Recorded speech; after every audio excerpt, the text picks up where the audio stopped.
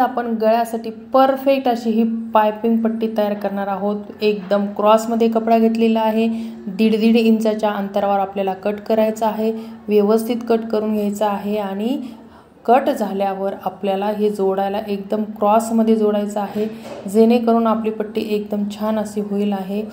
तर आपण ह्या सगळ्या पट्ट्या जोडून घेणार आहोत परफेक्ट। यामुळे काय होईल, तुमची जी पाइपिंग आहे ती व्यवस्थित ती गोल आकार येईल आणि यामध्ये आपण दोरी टाकूनच पाइपिंग बनवणार आहोत। तर ह्या अशा आपण सगळ्या पट्ट्या जोडून घेतलेल्या आहेत। जोडून झाल्यावर आपण त्या व्यवस्थित कट करून घ्यायच्या आहेत। या प्रकारे आपण ही कटिंग करणार आहोत।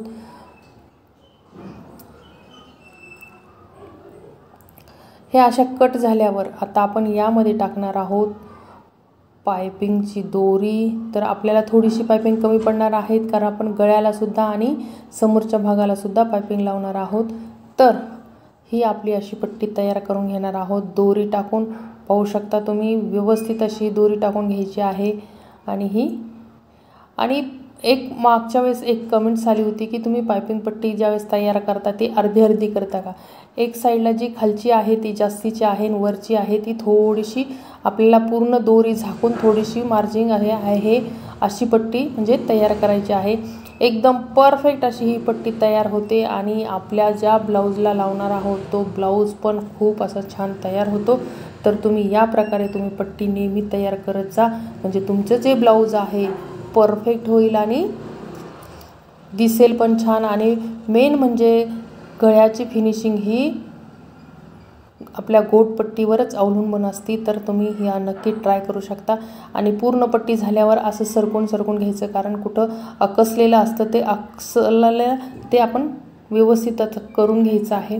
आणि आपण आता गळ्याला जोडणार आहोत पाइपिंग पट्टी। आणि जो आपल्याला जो गळा जोडून घ्यायचा आहे तो गळा आपण अगोदर व्यवस्थित असा एकावर एक ठेवून काच बटन पट्टी एकावर ठेवून अशी खून करून घ्यायची आहे आणि व्यवस्थित असा गळ्याला आकार द्यायचा आहे। म्हणजे काय होईल की तुमच्या गळ्याला व्ही आकार येणार नाही किंवा असं ओढल्यासारखं वगैरे असं जाणवणार नाही। तर त्यासाठी तुम्हाला अशी पाइपिंग लावायची आहे परफेक्ट, म्हणजे तुमची काच बटन पट्टी सुद्धा कमी जास्त होणार नाही। तर अशी ही पाइपिंग लावण्याची पद्धत आहे। आणि पाइपिंग लावायच्या अगोदर गळा व्यवस्थित करून घ्यायचे, दोन्ही आपण एकावर एक ठेवून केलेले आहेत। आणि ही पाइपिंग आपण या पद्धतीने लावणार आहोत। आणि पाइपिंग आपली ही म्हणजे खूप छान होते आणि टाईट पकडायची आहे, जास्त टाईट पण नाही आणि जास्त ढिली पण नाही। तर जिथं गोल आलं तिथं थोडीशी वळून धरायची, म्हणजे जे गोल आकार आहे तो व्यवस्थित बनला जातो। तर या अशा प्रकारे आपण पाइपिंग करून घ्यायची आहे तयार।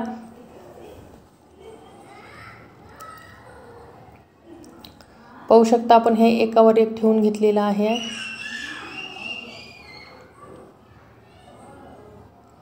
आणि जिथं आपला गोलगळा आहे तिथं आपण छोटेसे कट्स द्यायचे आहेत।